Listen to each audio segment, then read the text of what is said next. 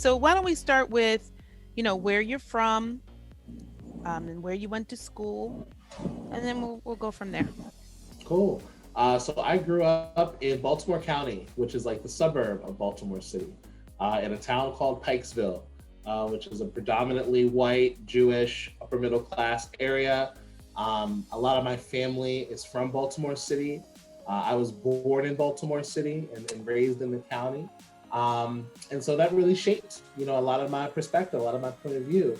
I went to school in Baltimore County. I graduated from Towson High School. They have a law and public policy magnet program for high schoolers. Yeah, it was really cool. They had Wow. a courtroom like in the school. So the program was teaching folks how to, be in law and public administration and things. So I did that. After that, I went through probably like six or so years of like random college experiences.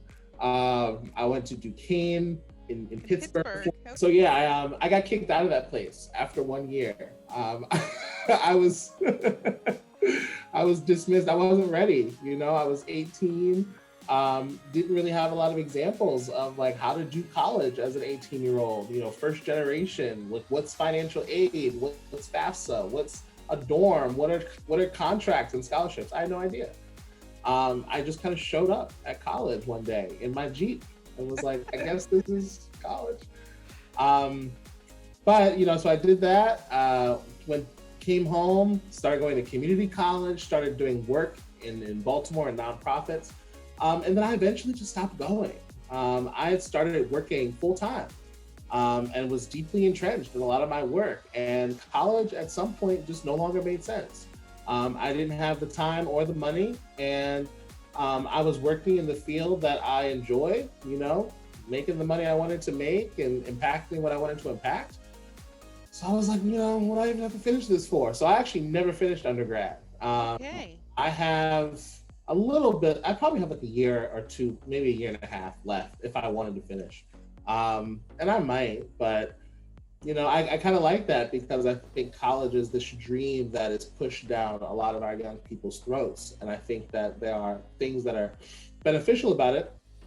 But for me, I just got to work, immediately. And I have the opportunity to do that. So Yeah, you obviously are talented and skilled and gifted in a place where you already feel a calling. So if right. school is part of that at some point in the future, fine. If Right. not, And I was lucky. Yeah, I was lucky.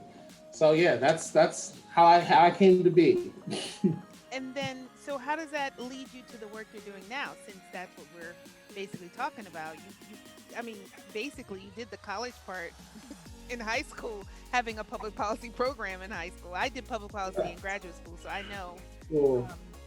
I know what that's about. So that's amazing that they would have that kind of a focus at such a young age. It was really cool. I was always really big into student government in school. Like I always say that I started my career in public service when I ran for third grade classroom representative of the Student Government Association at Millbrook Elementary School. And in high school, I found the organization called GLSEN. It used to be called the Gay, Lesbian, Straight Education Network, but now it's just GLSEN. And they do LGBTQ issues in K through 12 schools. So I was in high school, I was openly LGBTQ at that time. And it felt like a really worthy cause of like, how do you make schools safer places for kids so like they can be out like me? I knew that there were other kids who were out, but didn't feel comfortable to do so. And so I was 15 and I got started with that organization, and 15 years later, I'm still connected with them in some way. So that's kind of how I got my first taste of the nonprofit work, the public service work, giving little lectures to middle schoolers in Baltimore City about LGBT issues, which was not something that was being done. And this was probably about 2009. The landscape was still pretty scary and uncertain. There were schools that asked us not to show up, schools who asked us not to talk about queer stuff with their kids, fights with the district, fights with parents. So that's how I got my start, doing that work, and then moved on up to all different other little projects around the city.